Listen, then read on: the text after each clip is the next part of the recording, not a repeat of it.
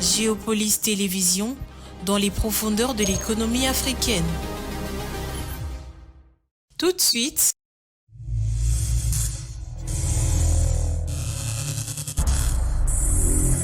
le journal.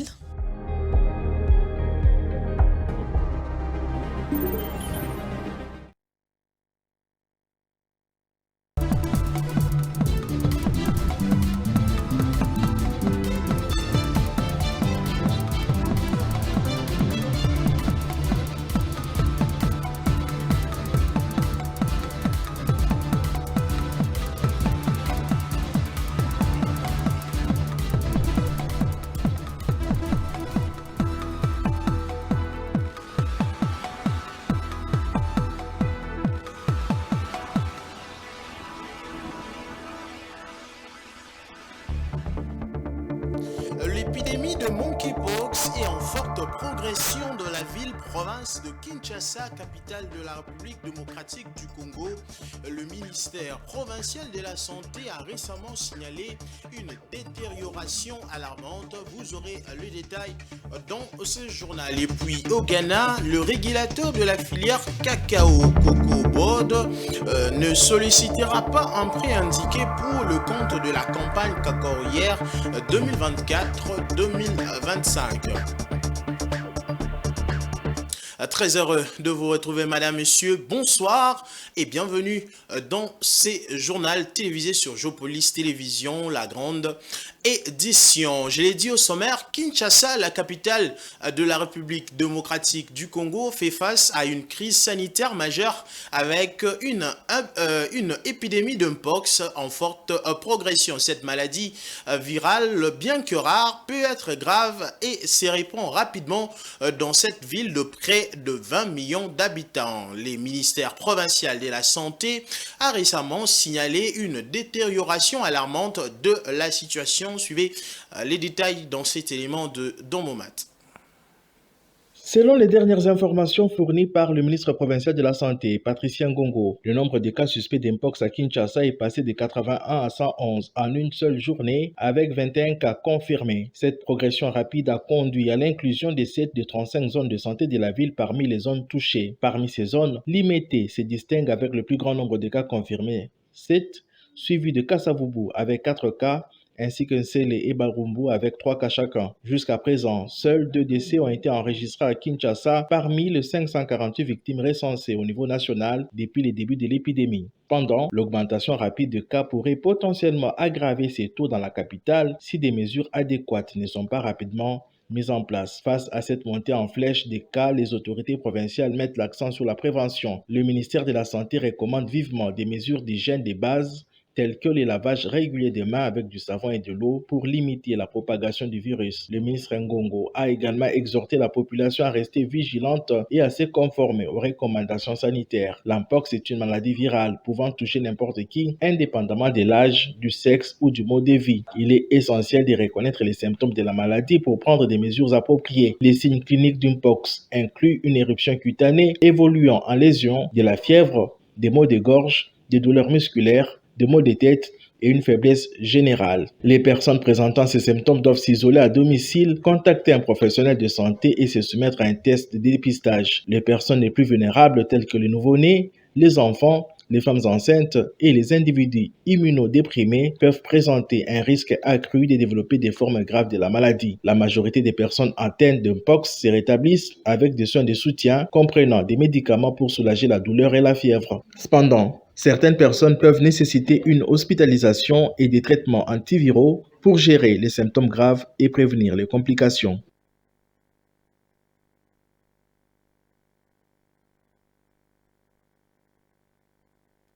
Voilà, protégeons-nous et protégeons nos proches de cette épidémie, le Mpox. Autre chose, à présent, la ministre d'État aux Affaires étrangères, Thérèse Kaikwamba, a reçu ce lundi 26 août à Kinshasa, dans le cadre d'une visite dite de construction, l'ambassadeur français en RDC, Bruno Aubert. Ils ont parlé notamment sur l'incident intervenu le week-end dernier à Kinshasa touchant un diplomate français paix, mais aussi de relations bilatérales entre les deux pays. En présence du vice-premier ministre, ministre de l'Intérieur Jacquemain Chabani, Thérèse Kaikwamba a assuré les diplomates que des mesures appropriées étaient prises pour éviter la reproduction de tels malentendus. Patience Lokeke.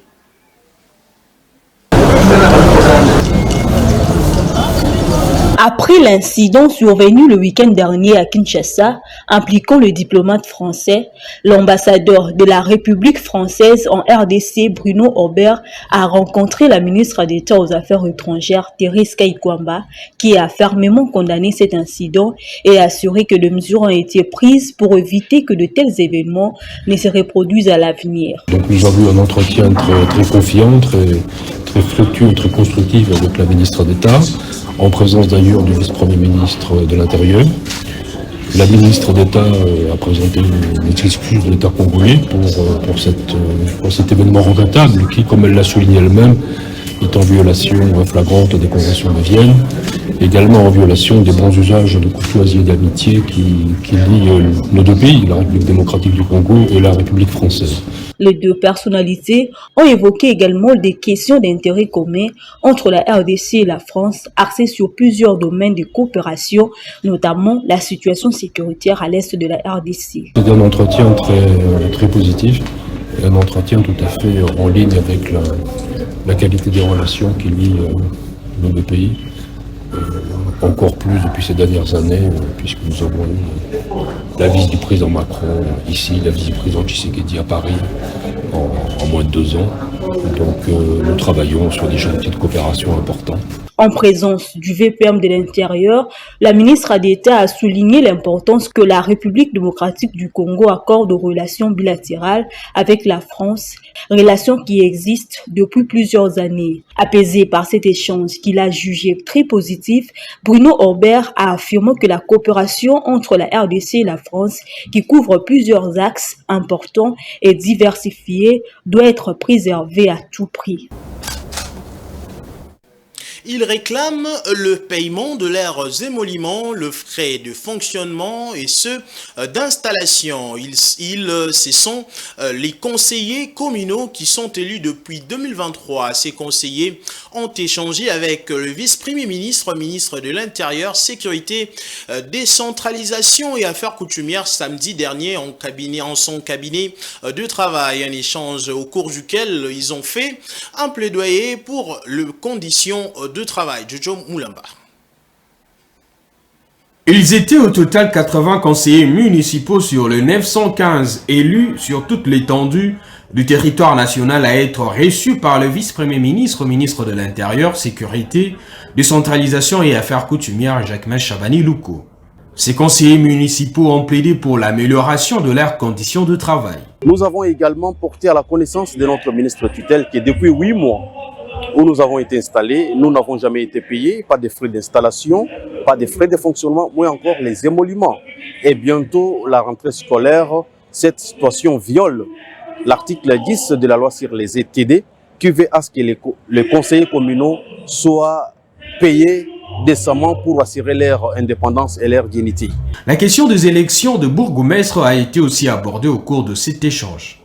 Des discussions sont en cours pour définir un calendrier de ces élections. Il nous a parlé des échanges qui sont en cours avec le ministère du Budget et d'autres ministères sectoriels et la CENI pour le calendrier électoral réaménagé tel que nous l'avons souhaité, parce que nous disons les élections de bourgmestres sont démocratiques.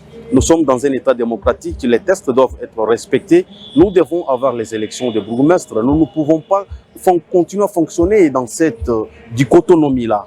Le VPM Jacquemain Chabani a rassuré à ses hôtes de son accompagnement pour des solutions urgentes et graduelles conformément aux articles 50 et 120 de la loi sur les entités territoriales décentralisées. Et puis, le président de la République, Félix Tshisekedi, lors de la réunion du Conseil de ministres de ce vendredi 23 août 2024, appelé le Conseil supérieur de la magistrature à s'allier aux initiatives du gouvernement portées par le ministre en charge de la justice et garde de Sceaux, Constant Mutamba, pour réformer les systèmes judiciaires congolais depuis sa prise de fonction. Plusieurs initiatives de réforme, allais-je dire, ont été implémentées, entre autres le projet de loi déposé à l'Assemblée nationale et le paiement de frais de justice à la banque. Suivez ces récits de Fiston Oliko. Depuis l'investiture du gouvernement souminois, il y a une volonté affichée de cette équipe par son ministre d'État de la Justice Constant Mutamba, consistant à mener des réformes qu'il qualifie de courageuses de l'appareil judiciaire pour lutter contre les anti-valeurs dans ce secteur de justice qui est malade, selon le président Tshisekedi. L'appel du chef de l'État est clair, que les magistrats se joignent à ces initiatives gouvernementales. Le Conseil supérieur de la magistrature est donc invité à se joindre aux initiatives prises par le gouvernement au travers du ministre d'État, ministre de la Justice et garde des Sceaux, et à mutualiser les efforts pour relever le défi et ainsi permettre à notre peuple, au nom duquel la justice est rendue, de vivre un véritable état de droit. À ce même Conseil des ministres, Félix Tshisekedi a rappelé qu'au cours de la 72e réunion du Conseil des ministres tenue le 7 octobre 2022, il avait préconisé l'activation du cadre de concertation entre le gouvernement et le Conseil supérieur de la magistrature tel que prévu à l'article 17 du règlement intérieur de ce dernier afin de proposer une série de pistes de solutions rapides sans enfreindre l'indépendance du pouvoir judiciaire tout en garantissant aux justiciables l'accès à une justice équitable. S'appuyant aux résolutions des États généraux de la justice de 2015, Félix Tshisekedi a aussi fait savoir que cette situation de réforme de l'appareil judiciaire doit connaître l'implication de tous les acteurs de ce secteur. Parmi ces réformes initiées, il y a l'obligation de paiement des frais de justice à la banque pour décourager les pratiques de détournement, mais aussi les 4 projets de loi déposés à l'Assemblée nationale concernant ce secteur. Autre chose encore à présent, après un moment de turbulence, le commerce transfrontalier entre la RDC et la Zambie a repris. La RDC, l'épisode de la récente fermeture de frontières a laissé un arrière-goût détestable. Il y a une semaine, le ministre du commerce extérieur, Julien Paluku, a laissé poindre son amertume. Ces sujets de commerce transfrontalier a été commenté cette semaine lors de la conférence de presse annuelle de la commission de concurrence du COMESA, la RDC et la Zambie faisant toutes partie du marché commun du COMESA. Patrick Kilunga. Ici, un État semi-enclavé disposant d'un port fluvial à Matadi est un partenaire commercial stratégique de la Zambie. Dépourvu de tout accès à la mer, le pays s'appuie sur des échanges transfrontaliers, notamment avec la Zambie, pour s'approvisionner en produits agricoles, notamment les céréales, les fruits, les tomates, les oignons, mais également les produits manufacturés dont des matériaux de construction. Cet approvisionnement intensif a créé une sorte de dépendance en RDC avec quelques accros entre les deux pays. Il y a plus d'une semaine, lorsque les autorités zambiennes ont décidé de fermer les frontières avec la RDC, en représailles à une mesure de protectionnisme prise au Congo pour sauver l'industrie locale, le ministre du Commerce extérieur Julien Paluku a crié au scandale, dénonçant un chantage de la part de la Zambie. Protectionnisme, fermeture des frontières, les mesures économiques extrêmes heurtent les principes du marché commun du COMESA auquel Kinshasa et Lusaka appartiennent. Nous avons interrogé le directeur exécutif de la commission concurrence du COMESA. Ce que nous faisons, c'est de dire aux différents gouvernements le danger de fermer les frontières. En faisant cela, ils ne font que exacerber la pauvreté, la famine et même la criminalité. Mais si vous ouvrez les frontières, cela va encourager les gens à produire plus pour un plus grand marché. Le cas de la Zambie par exemple, elle peut avoir un grand marché en République démocratique du Congo. Les agriculteurs peuvent produire plus, sachant qu'il y a un grand marché au Congo et les consommateurs en République démocratique du Congo auront les différents produits à un bon prix. La commission concurrence du COMESA conseille les différents gouvernements le danger d'une telle politique. Actuellement, ce que les autorités congolaises qualifiaient jadis de guerre économique entre la Zambie et la RDC s'est estompé. Les échanges commerciaux ont repris, mais ils sont plusieurs, ce qui redoute un nouveau rebondissement. Et parlant justement du commerce transfrontalier entre la Zambie et la RDC, sachez que le gouvernement interdit l'entrée sur le sol congolais de 8 marques de farine de maïs en provenance de la Zambie. Selon un communiqué du ministère congolais du commerce extérieur, ces marques de farine de maïs seraient impropres à la consommation car contaminées à la flactocine, une substance toxique produite par 2 espèces de champignons. Et autrefois marquée par une insécurité alarmante, la commune de Kisenso voit aujourd'hui un souffle nouveau de sécurité grâce au dévouement et au professionnalisme de ses forces de police. L'anarchie imposée par le jeune délinquant connu sous le nom de Kuluna semble désormais surmontée. En reconnaissance de ses avancées notables, le bourgmestre de Kisenso et son équipe ont décerné un prix au nouveau responsable de la police ville de Kinshasa. Dans mon mat pour plus de précision.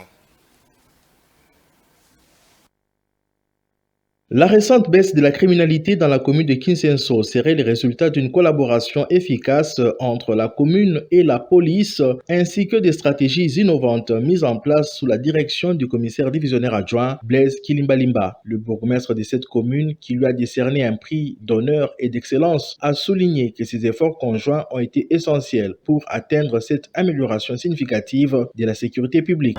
Il nous a appuyés avec la logistique. Il nous a appuyés avec les hommes en uniforme.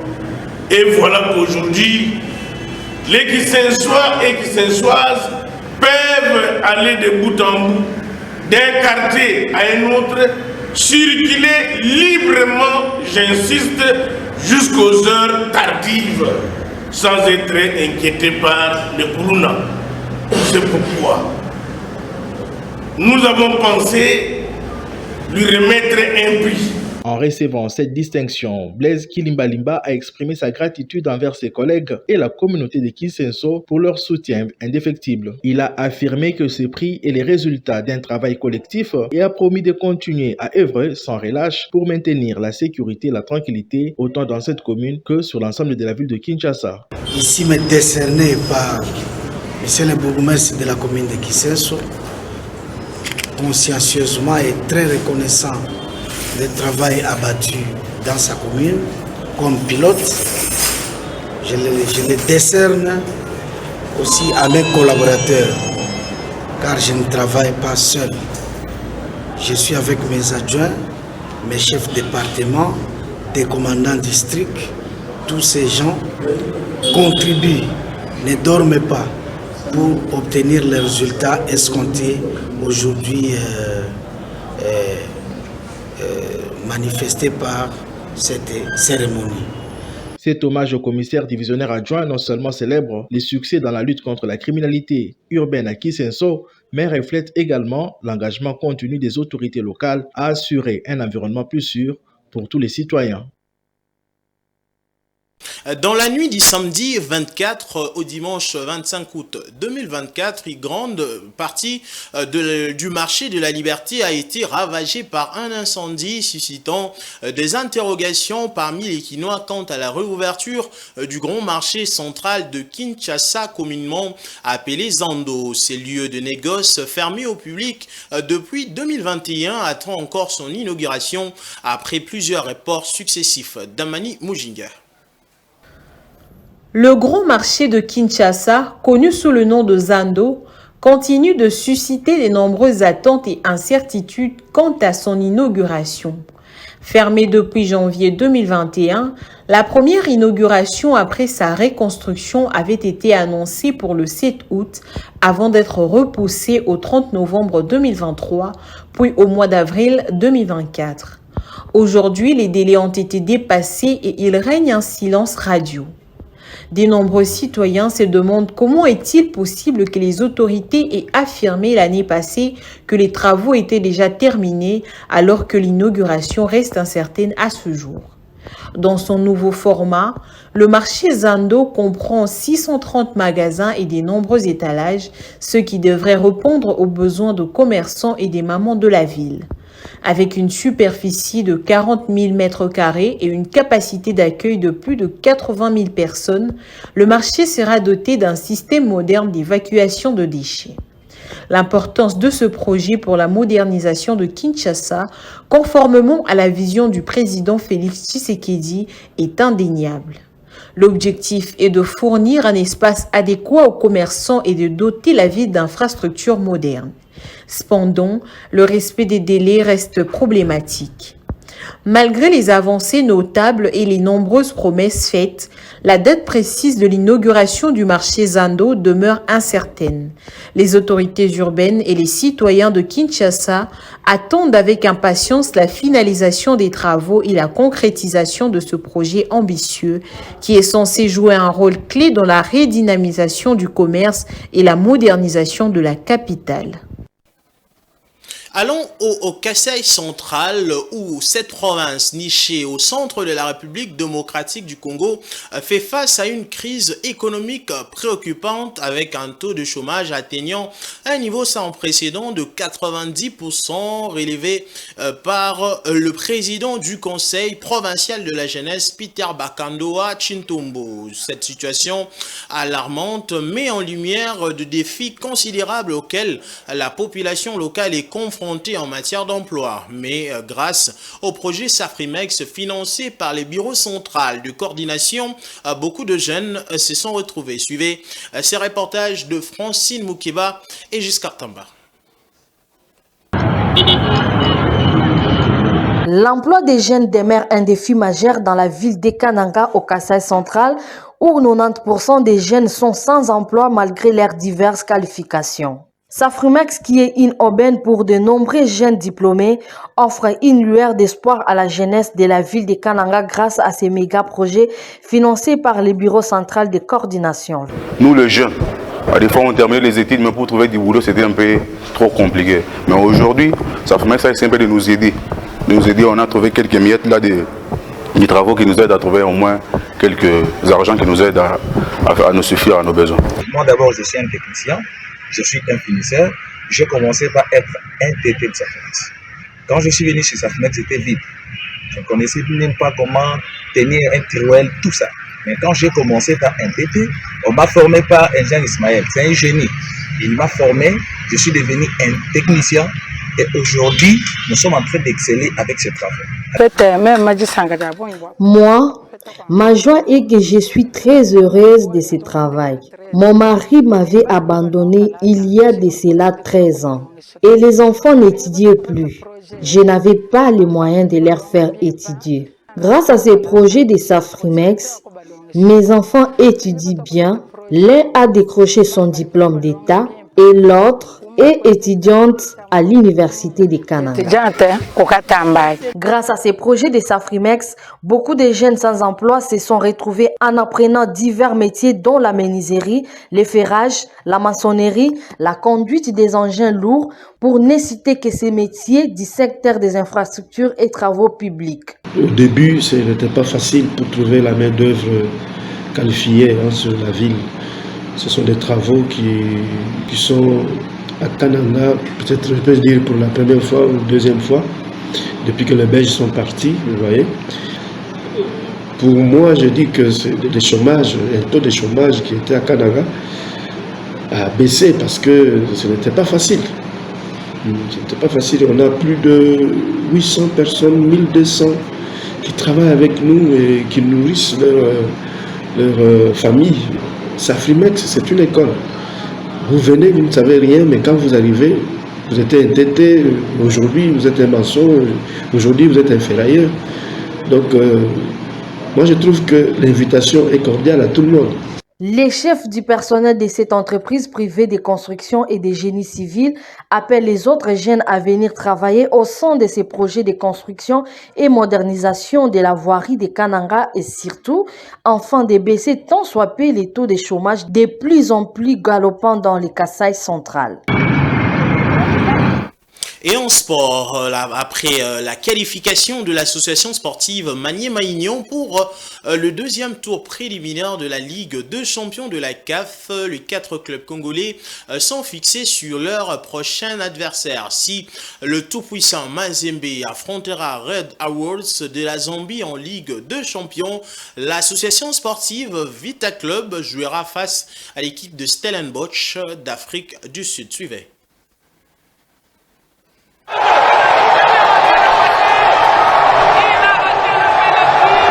L'AS Maniema-Union s'est qualifié dimanche 25 août 2024 en 16e de finale de la Ligue de champions de la CAF au stade de Martyrs de Kinshasa. Le club de Kindu a sorti Ngezi Platinum à la suite de la séance de tirs au but, 4 tirs contre 3 après le score de 0 but partout au match aller et retour. Qualifiés pour le prochain tour, les unionistes de Kindu recevront dimanche 14 septembre les Angolais de Petro Atlético au stade de Martyrs de Kinshasa au match aller. Et ils feront le déplacement de Luanda une semaine après. Ainsi, les 4 clubs congolais sont désormais fixés sur leurs adversaires en 16e de finale des interclubs de la CAF. Les TP Mazembe, demi-finaliste malheureux de la dernière édition, jouera Red Awards de la Zambie. Le match aller se jouera le samedi 13 septembre au Hero Stadium de Lusaka et le retour aura lieu une semaine après, le 23 septembre, au stade TP Mazembe de Lubumbashi. Un double duel pour une place en phase de groupe. En Coupe de la Confédération, exempté également du premier tour, l'SV Club affrontera le club sud-africain de Stellenbosch Football Club au deuxième tour. Stellenbosch qui a battu Singizini Hotspurs au match retour 5-0 après les 3-0 du match aller. Le dernier représentant congolais, à savoir les FC Saint-Eloi-le-Popo, sera en face de Bravo Domarquis d'Angola. Madame, Monsieur, nous allons à présent nous envoler pour la page internationale.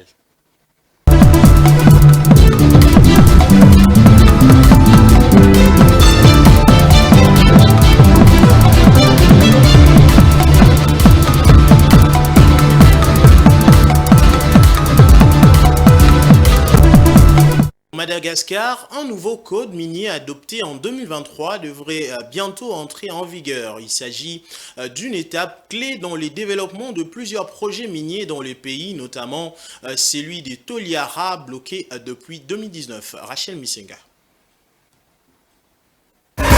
Au Madagascar, Basse Ressources considère qu'un accord de principe est conclu avec les autorités concernant l'exploitation de sables minéraux à son projet Toliara. Selon un communiqué du 26 août de la compagnie australienne, un accord contraignant est bientôt attendu pour relancer ces projets où aucune avancée n'est enregistrée depuis bientôt 5 ans. Sachant qu'un accord de principe a été conclu avec le gouvernement sur les conditions fiscales et que l'accent est mis sur la finalisation d'un protocole d'accord pour enregistrer les conditions convenues, nous considérons que la réalisation du potentiel du projet Toliara est maintenant plus proche que jamais, a déclaré Tim Casterton, DG de Basse Ressources. En novembre 2019, le gouvernement malgache avait en effet suspendu les activités sur le projet Toliara.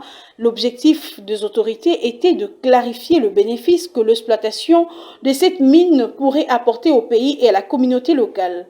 Le gouvernement a lancé dans la foulée une prévision code minier en vue d'augmenter la part de revenus de l'État tiré de l'exploitation minière. La redevance minière passe notamment de 2 à 5%. Après son adoption en 2023 par le Parlement, le nouveau texte devrait bientôt entrer en vigueur après un décret d'application du président malgache Andry Rajoelina. Avec cette nouvelle loi, Madagascar pourrait trouver un accord définitif avec Basse Ressources en vue de favoriser le début de la production et profiter de retombées socio-économiques des Toliara.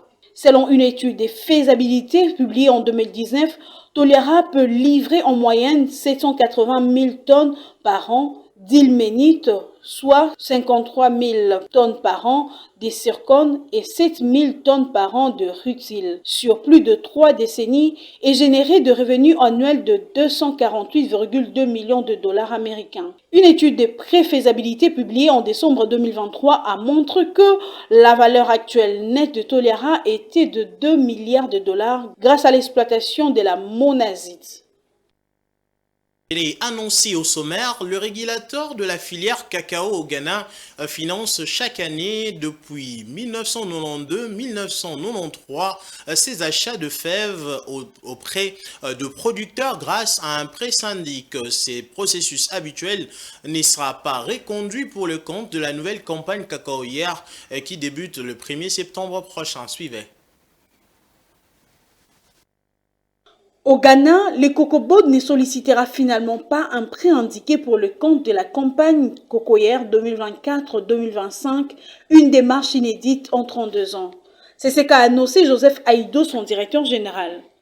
En lieu et place de l'enveloppe contractée d'ordinaire auprès d'un consortium de prêteurs nationaux et internationaux, les responsables indiquent que l'institution optera pour une mobilisation de fonds sur le plan domestique et refuse tout recours à un financement des négociants. Cette hypothèse avait été relayée par Bloomberg qui évoquait alors des négociations du régulateur pour obtenir 500 millions de dollars auprès de multinationales en raison des discussions qui patinaient sur le montant de 1,5 milliard de dollars envisagé initialement pour être contracté auprès de banques. Alors que la campagne 2024-2025 est censée débuter le 1er septembre, cette annonce du COCOBOD suscite plusieurs interrogations. Habituellement, le fonds mobilisé permet de financer les achats d'engrais, de produits phytosanitaires et avancées de fonds pour la collecte de cacao pour les compagnies d'achat agréées. Dans un tel contexte, certains observateurs indiquent que le COCOBOD pourrait puiser dans ses propres réserves pour financer une partie de ces différentes opérations. Il faut souligner qu'après 6 années consécutives dans le rouge, le régulateur a dégagé un profit de 2,3 milliards de cédis, soit 148 millions de dollars américains en 2022-2023. Globalement, les prochaines annonces du régulateur seront scrutées par les analystes du marché mondial du cacao, d'autant plus que le pays vient de revoir à la baisse ses prévisions de production, ce qui est de nature à entretenir la volatilité de prix. Place à présent à la revue de presse.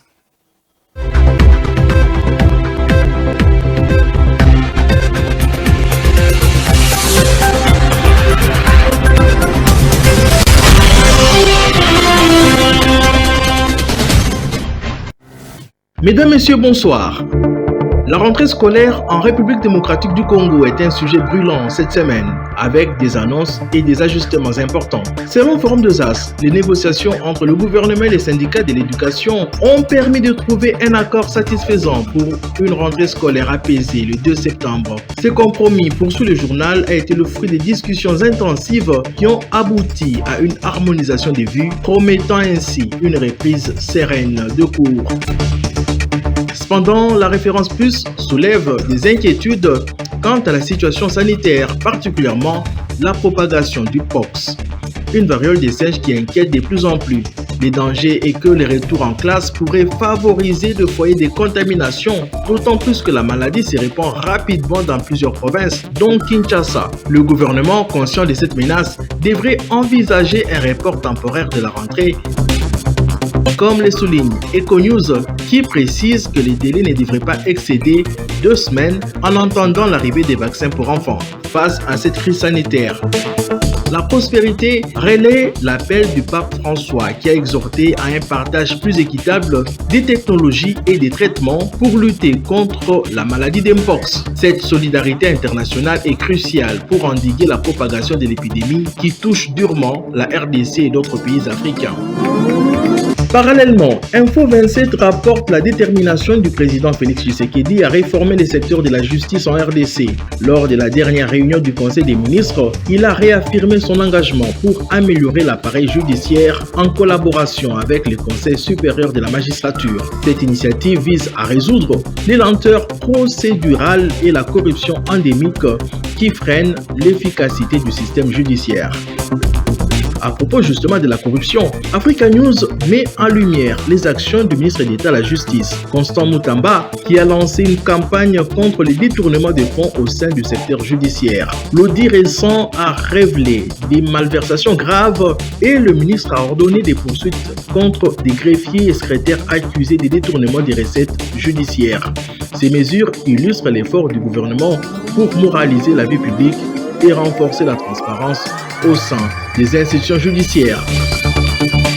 Enfin, Géopolis s'interroge sur la véritable portée des négociations de paix à Luanda, en Angola. Les titres de l'article « Luanda et si c'était un leurre » expriment le doute persistant concernant l'efficacité réelle de ces processus de paix. Les préoccupations se concentrent sur les intentions cachées derrière les démarches de paix et sur la capacité de ces négociations à résoudre le conflit de manière durable, surtout face à la complexité et à l'ampleur des enjeux géopolitiques en jeu. Fin de cette revue de presse. Merci à vous de l'avoir suivi et à la prochaine. Son de la voix de Don Momat que nous bouclons cette grande édition du journal télévisé. Mais avant de vous quitter, place au rappel des titres. L'épidémie de monkeypox est en forte progression dans la ville de Kinshasa, capitale de la République démocratique du Congo. Le ministère provincial de la Santé a récemment signalé une détérioration alarmante. Vous l'avez suivi dans ce journal. Et au Ghana, le régulateur de la filière cacao Cocobod ne sollicitera pas un prêt indiqué pour le compte de la campagne cacaoyère 2024-2025. Voilà, ça n'est donc complètement fini pour ce journal. Merci à vous, madame, messieurs, de nous avoir suivis. Au revoir.